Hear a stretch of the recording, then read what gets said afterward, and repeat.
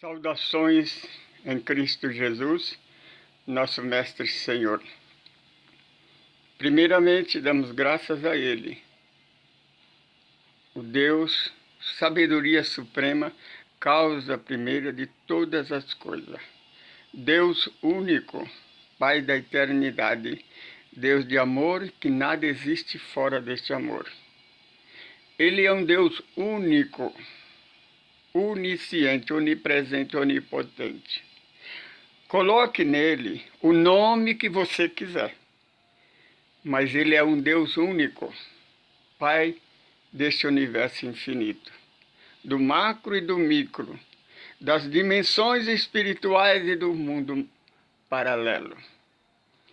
Damos graças a Ele por mais um dia nessa existência. Neste momento, nós estamos gravando mais uma semente de luz. É o Evangelho de Jesus, segundo o Espiritismo, capítulo 17. Nós estamos analisando perdoai os vossos inimigos, na luz da doutrina dos Espíritos. Esta passagem é concernente ao Sermão da Montanha, referente ao Evangelho do Evangelista Mateus, capítulo 5, 6 e 7. É o estatuto, é a carta magna do verdadeiro cristianismo. Dentro desses 3 versículos está toda a máxima, toda a moral do cristianismo. O professor Hipólito Leão Denizade de Rivaio, ele estudou os 4 evangelistas, que está na segunda parte da Bíblia, no Novo Testamento. Mateus, Marcos, Lucas e João. Desse conteúdo, ele dividiu em 5 partes. Tirou-se a 5ª parte, a moral cristã. E ele começa no seu estudo, no capítulo 1, dividindo em 3 partes a Bíblia. Primeira revelação, segunda Moisés, segunda revelação, Jesus, o Messias, terceira revelação, o Espírito da Verdade, o segundo Consolador. Nos 3 capítulos seguintes, Allan Kardec ensina a missão do Messias de Deus, Jesus de Nazaré. O que é que ele veio fazer?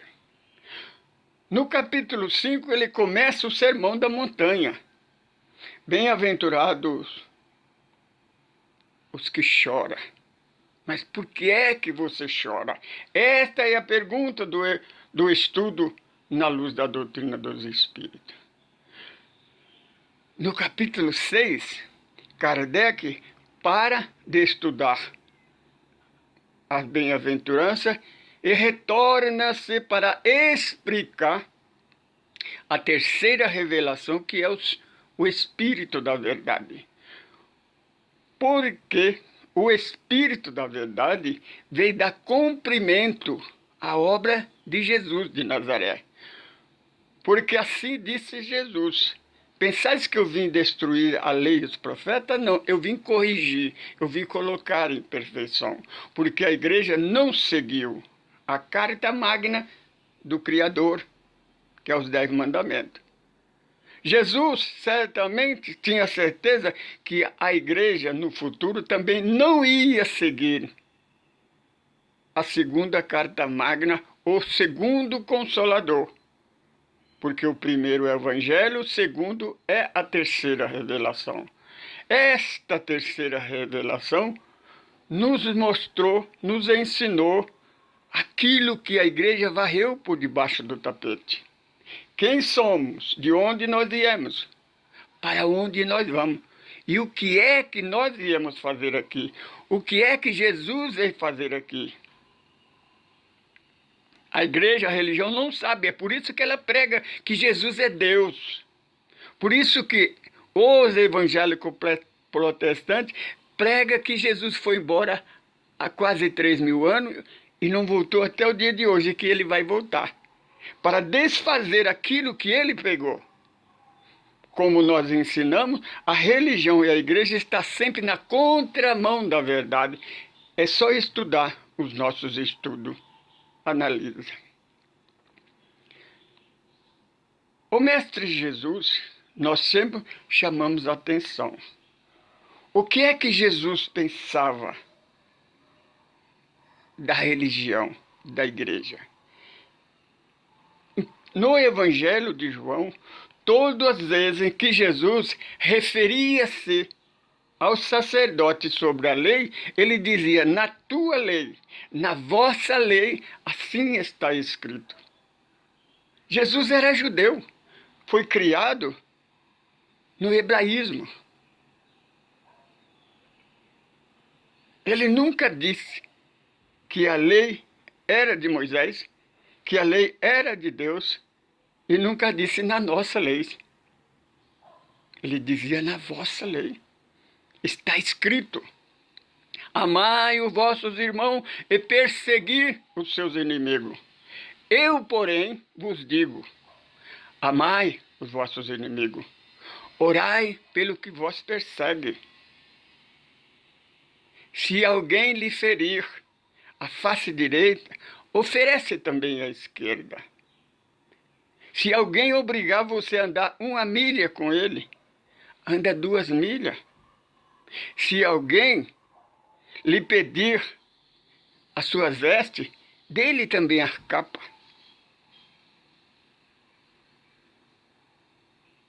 Não fuja daquele que procura ajuda com você.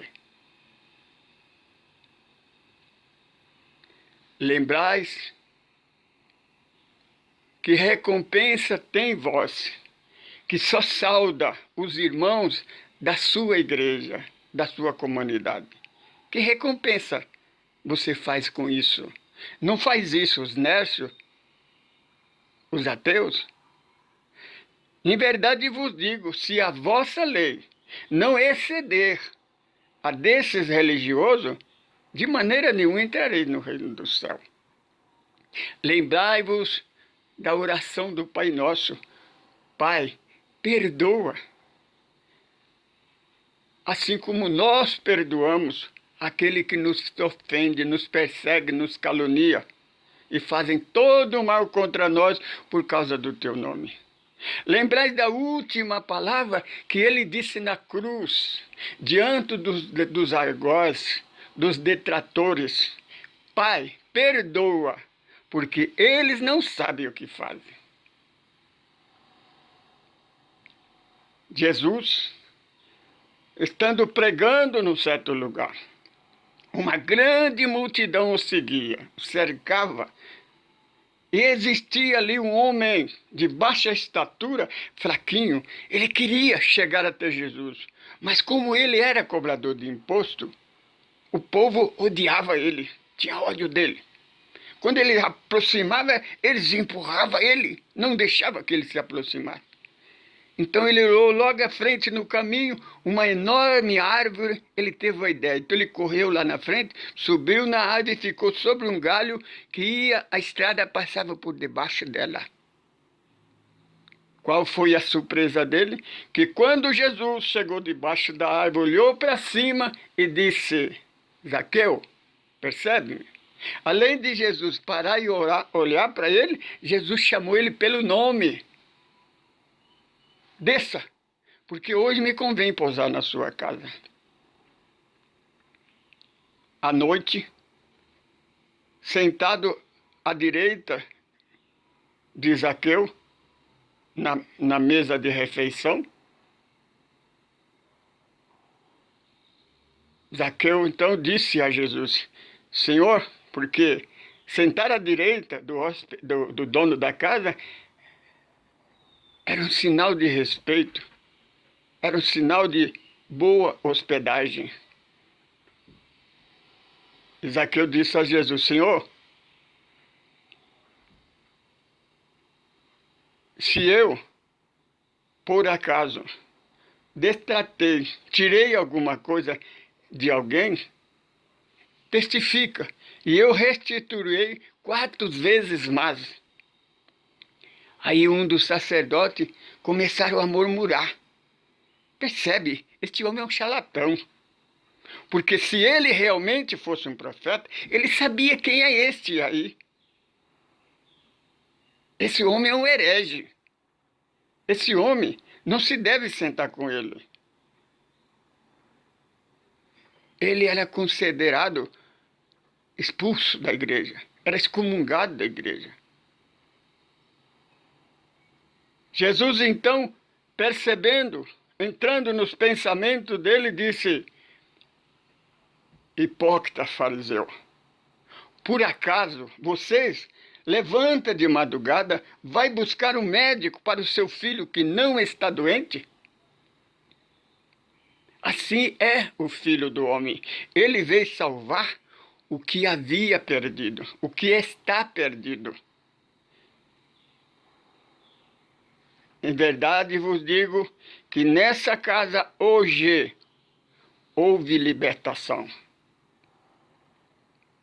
Segunda vez, Jesus passou pela primeira vez em Samaria, na cidade de Samaria. O samaritano era inimigo número 1 dos judeus. E era caída a noite, os discípulos foram pedir para entrar na cidade para procurar um lugar de pousada. De repente eles voltam e dizem: Senhor, eles não permitem que nós entramos na cidade, porque nós somos judeus. Aí um dos discípulos: Senhor, vamos orar, fazer como Elias fez, pedir que Deus envie fogo do céu e destrua a cidade. Senhor Jesus então repreende asperamente e disse: que espécie de espírito que vocês acham que eu sou? Eu vim salvar, não vim condenar ninguém, não. As igrejas evangélicas fazem diferente. Quando uma pessoa possessa de espírito cai no chão, eles pedem fogo do céu para destruir o espírito. Procura humilhar a entidade. Mas não sabe ele que ele não está humilhando a entidade, está humilhando o médium, que não está inconsciente. Segunda vez, ele chega em Samaria.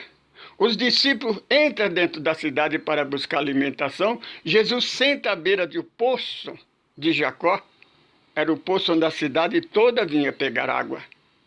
De repente vem uma mulher samaritana com um cântaro na cabeça, aproxima dele e disse: mulher, dá-me de beber. Ela olha para ele e disse: por que pedes a mim beber?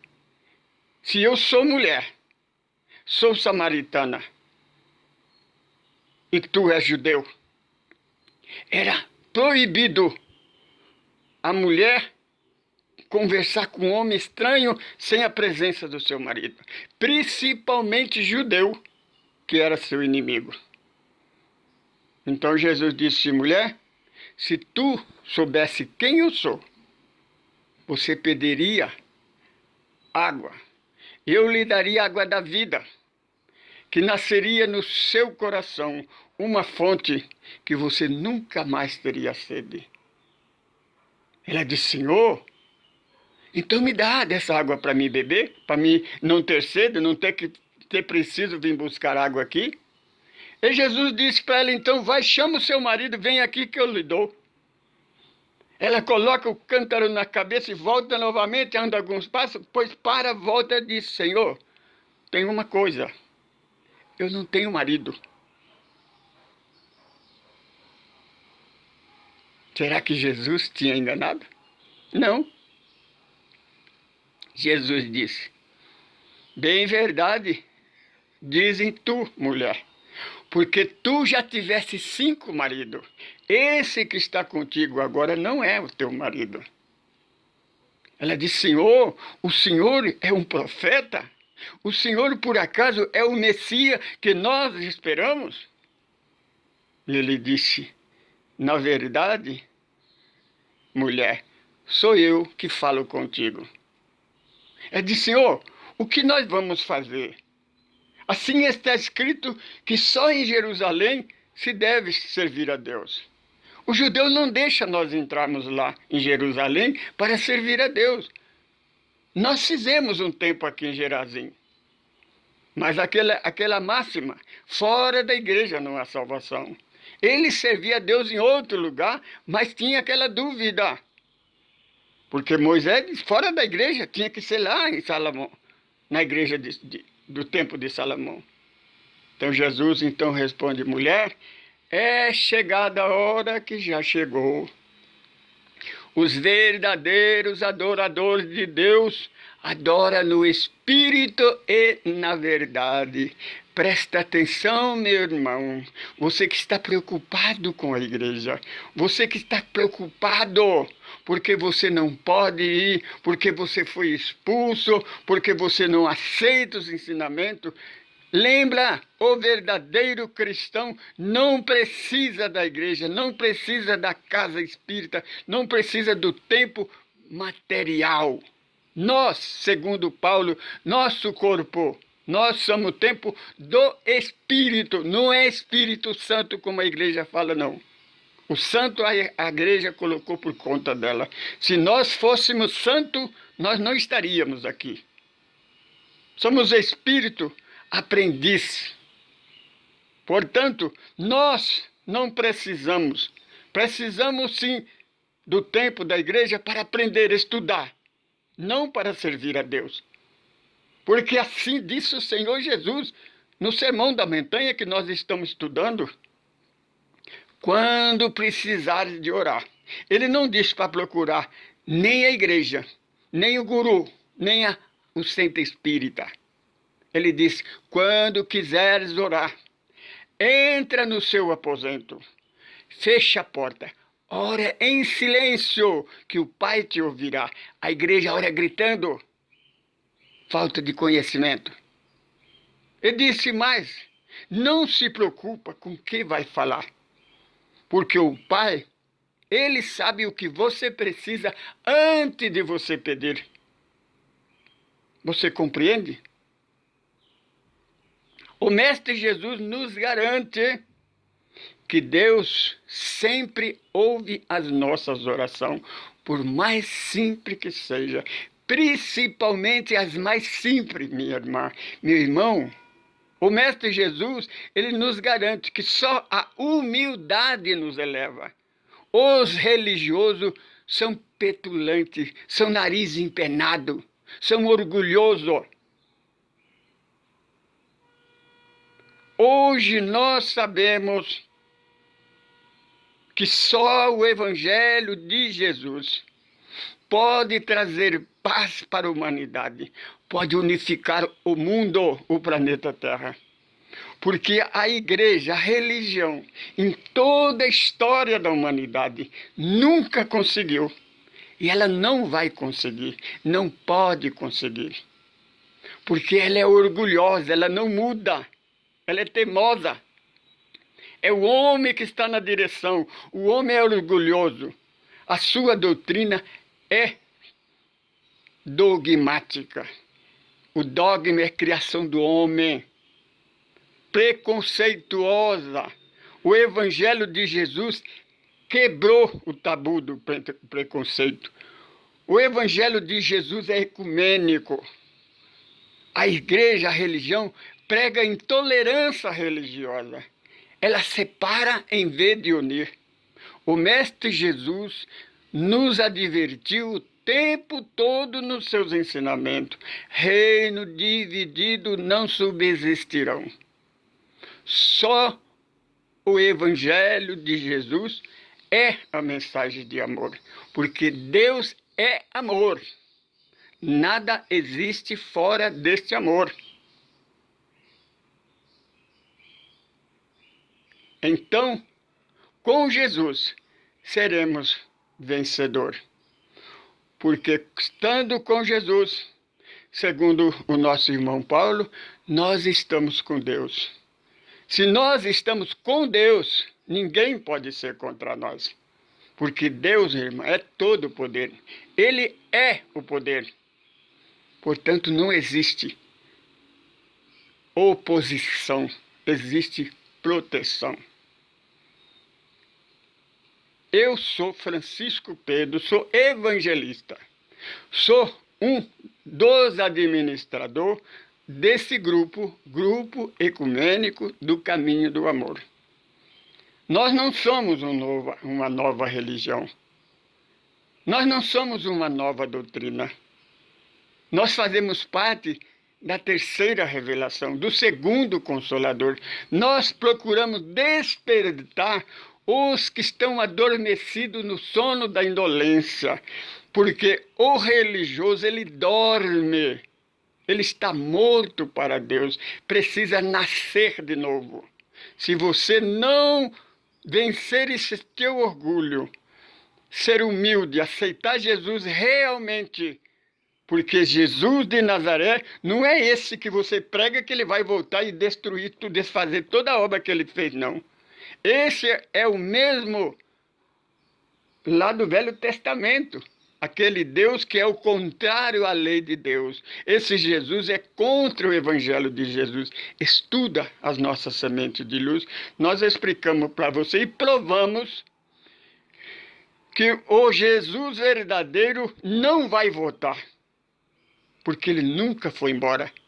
Ele prometeu que nunca nos deixaria órfãos e que estaria conosco todos os dias da nossa vida, até a consumação do tempo. A consumação do tempo, minha irmã, é o dia do seu desencarne. O mundo acaba para você, não a terra.